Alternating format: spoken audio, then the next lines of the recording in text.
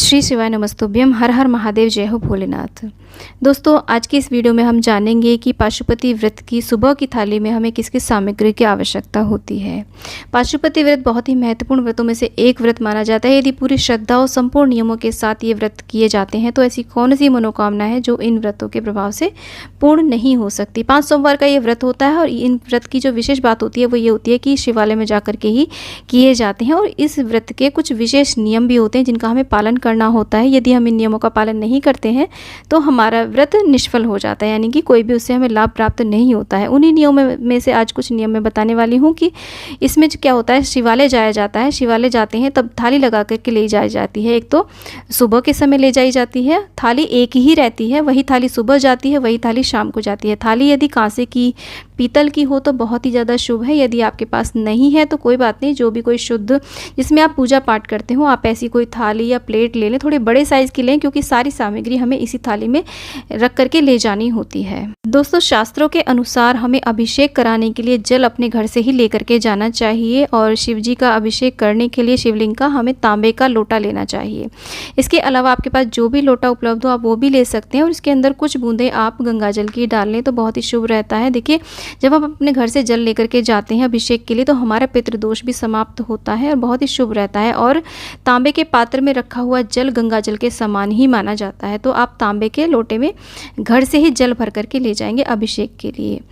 और इसके साथ में पंचामृत, दूध, दही, शक्कर, शहद और घी को मिला करके, चाहे तो अलग अलग भी अभिषेक करा सकते हैं, पर मंदिर में बहुत असुविधा होती है, एक साथ मिला करके आप पंचामृत बना करके ले जाएं शिवलिंग का अभिषेक कराने के लिए। इसे हमें देखिए अभिषेक की जो सामग्री है उसे या तो चांदी के पात्र में रखें या फिर आप स्टील के में भी रख सकते हैं या फिर मिट्टी के पात्र में भी रख सकते हैं। तांबे में और पीतल में अभिषेक की सामग्री, आप पंचामृत वाली सामग्री आप बिल्कुल भी ना रखें। तो ये 2 चीज़ें हमें चाहिए होती है अभिषेक कराने के लिए। इसके साथ में एक हमें घी का दीपक चाहिए। दीपक में ध्यान रखिए, आप ऐसा नहीं है कि बत्ती बना करके ले जा रहे हैं और वहीं पर जो दीपक आपको मिल जाए उसमें आप लगा रहे हैं। आपको घर से ही दीपक ले जाना है, चाहे आप आटे का ले जाएं या मिट्टी का दीपक ले जाएं। उसके साथ में देखिए मैंने यहाँ पर 2 कपूर और 2 धूप बनाई है। एक तो सुबह काम आ जाएगी, एक शाम को काम आ जाएगी।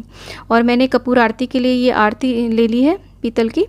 और देखिए, भोलेनाथ के पूजन में अष्टगंध चंदन का प्रयोग किया जाता है। तो यहाँ पर जो सामग्री ली जाती है ना श्रृंगार की, वो बहुत ही एक पिंच ली जाती है, एक एक चुटकी हमें सामग्री लेनी होती है। यहाँ पर मैंने देखिए अष्टगंध चंदन लिया है, साथ में मैंने यहाँ पर भस्म ली है, भोलेनाथ को अत्यधिक प्रिय होती है। साथ में अक्षत ले लिया। अक्षत बिल्कुल भी टूटे हुए नहीं होने चाहिए, एकदम साबुत अक्षत होने चाहिए, आप ध्यान से देख लीजिएगा। उसके बाद मैंने लिया है अबीर और गुलाल, भोलेनाथ को अर्पित किए जाते हैं श्रृंगार में ये।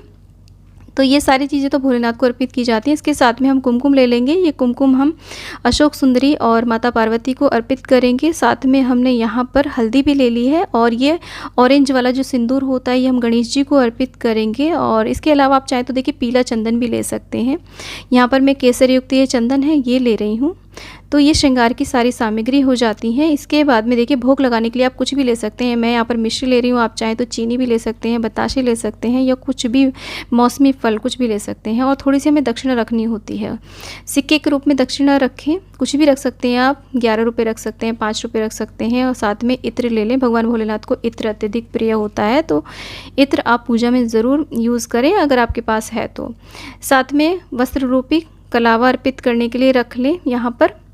और यहाँ पर देखिए पूरा ना रखें, जितना सफिशिएंट आपको पूजा में चाहिए उतना ही रखें। मैं तो यहाँ पर दिखा रही हूँ इसलिए रख रही हूँ। साथ में एक जनेऊ ले लें, आप चाहें तो 2 जनेऊ भी ले सकते हैं, गणेश जी के लिए और एक शिव जी के लिए। साथ में बेलपत्र का बहुत ही महत्व होता है इस व्रत में। बेलपत्र आपको व्यवस्था कर लेनी चाहिए। देखिए सोमवार के दिन आप बेलपत्र ना तोड़ें, पहले ही आप तोड़ करके रख लें।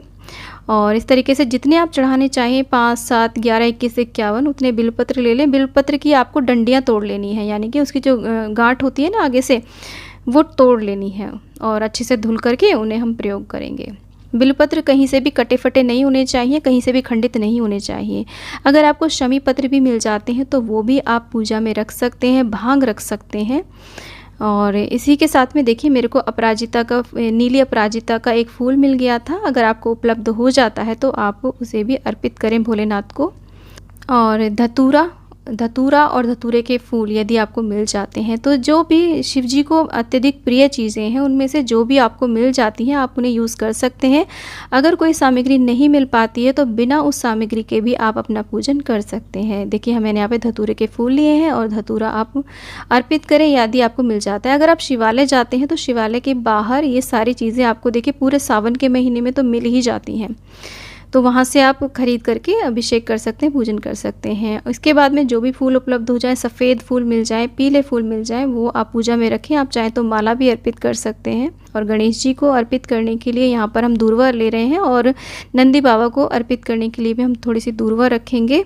साथ में देखिए आग के जो पुष्प होते हैं वो बहुत ही प्रिय होते हैं भोलेनाथ को। कहते हैं कि आग का एक पुष्प चढ़ाने यानी कि मदार का एक पुष्प चढ़ाने का अर्थ होता है कि हज़ारों पुष्प यदि आपने चढ़ाए हो तो उसके बराबर होता है। यहाँ पर देखिए सफ़ेद आग का विशेष महत्व होता है। तो लाल फूल में जैसे कि मैं बता रही थी, यहाँ पर लाल फूल गौरी माँ के लिए और गणेश जी के लिए हम यहाँ पे रखेंगे। गणेश जी को गुड़हल का फूल अत्यधिक प्रिय होता है, वो भी आप पूजा में रख लें। अगर आपको देखिए सफ़ेद मदार नहीं मिलता है तो पर्पल वाला मिल जाता है, तो आप वो भी ले सकते हैं। यहाँ पर तांबुल के रूप में हमने 2 पान लिए हैं, एक हम सुबह को चढ़ाएंगे, एक शाम को, और 2 लौंग, 2 इलायची, 2 सुपारी हमने ले ली है। तो ये मुख शुद्धिकरण के लिए यानी कि जब हम भोग आदि लगा देते हैं उसके बाद में पान अर्पित करना चाहिए। यदि उपलब्ध हो जाता है तो, नहीं तो कोई बात नहीं। उसके साथ में अगर कोई भी मौसमी फल उपलब्ध हो जाता है, आपको मौसमी फल, मेवा, मिठाई कुछ भी आप भोग प्रसाद में रख सकते हैं। तो इस तरीके से हमें ये थाली लगानी होती है। और इस थाली को जब आप लेकर के जाएंगे ना तो इसे ढक करके लेकर के जाएं, कभी भी ओपन नहीं ले जाना चाहिए थाली को। किसी भी शुद्ध जो भी आपकी पूजा में आप कोई भी कपड़ा यूज़ करते हैं उससे आप ढक करके ले जाइएगा। तो ये हमें सुबह की थाली लगानी होती है। इस थाली को लेकर के हम मंदिर में जाते हैं। और यहाँ पर देखिए एक बात और ध्यान से रखिएगा, माचिस आपको ज़रूर लेकर के जानी है। ऐसा नहीं है कि आप बिना माचिस के चले जाएं, अग्नि आपको अपने घर से ही लेकर के जानी है। और एक एक चुटकी सामान, इतना सामान लेना है पूजा के लिए जितना हमारा दोनों टाइम के लिए सफिशिएंट हो, उसके बाद के लिए वो सामान नहीं बचना चाहिए। तो ये थाली हमने लगा ली है। साथ में देखिए हमें शिवलिंग की बहुत अच्छे से साफ़ सफाई करनी होती है। तो मैं इस तरीके से डोलची में काफ़ी सारा जल लेकर के जाती हूँ घर से। इसी में ये जो तांबे का पात्र है वो मैं डाल लेती हूँ और तांबे का पात्र भर भर के मैं इसी से अभिषेक आदि कराती हूँ। तो आप भी ऐसा कर सकते हैं, इस तरीके की डोलची बड़ी सी भर करके ले जाएं। घर से ही हमें जल ले जाना होता है। देखिए ऐसा बिल्कुल भी नहीं है कि ये सिर्फ और सिर्फ पशुपति व्रत के लिए नियम बताए गए हैं। शिव जी की आराधना में हमें कुछ इन बातों का विशेष रूप से ध्यान रखना चाहिए, जैसे कि जल का जो लोटा है, जल का जो कलश है वो हमें घर के जल से ही भर करके लेकर के जाना है। शिवालय का जल लेकर के हमें शिव जी का अभिषेक नहीं करना है। और एक ही थाली लगेगी, एक ही थाली का प्रयोग सुबह भी होगा पूजा में, वही शाम को होगा।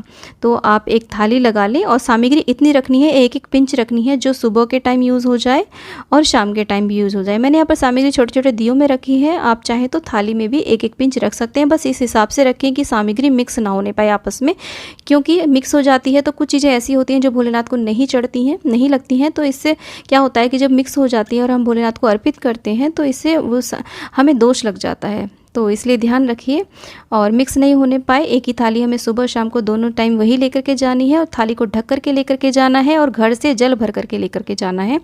और हो सके तो तांबे के पात्र में शिव जी का हमें अभिषेक करना है। तो इस तरीके से हमें सुबह की थाली लगानी होती है पशुपति व्रत में। दोस्तों उम्मीद करती हूँ कि ये वीडियो आपको यूज़फुल लगा होगा। वीडियो थोड़ा भी यूज़फुल लगा तो वीडियो को लाइक करें, चैनल को सब्सक्राइब करें और वीडियो को ज़्यादा ज़्यादा शेयर करें और कॉमेंट बॉक्स में ओम नमः शिवाय अवश्य लिखें। दोस्तों आने वाले टाइम में पशुपति व्रत से related all in all topic पर आपको वीडियोस मिलने वाली हैं। तो मुझे कमेंट करके बताइए यदि आपका किसी भी प्रकार की कोई क्वेरी है या फिर कोई भी वीडियो आप देखना चाहते हैं। मैं ज़रूर कोशिश करूंगी आपके कमेंट का जवाब देने की।